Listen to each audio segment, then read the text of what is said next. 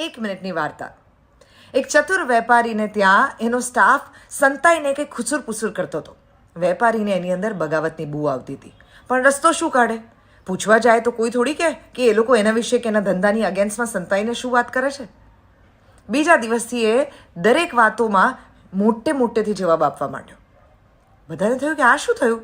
કોઈ પણ વાત તમે એની સાથે કરો એ કે હે જરા ઊંચું બોલો. અને પછી 2-3 દિવસ પછી જઈને કાનનું મશીન લઈ આવ્યા. 4-5 દિવસ એમને એમ ચાલ્યું, પછી મશીન પહેરવાનું ભૂલી જવા માંડ્યા.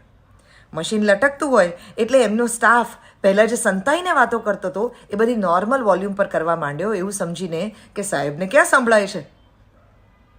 આમાંથી શું શીખ્યા? Sometimes your limitation is your leverage. સામેવાળી વ્યક્તિને જ્યારે એવું લાગે કે તમે હવે બળવાન નથી રહ્યા, ત્યારે એ પોતાના સાચા રંગ બતાડે છે.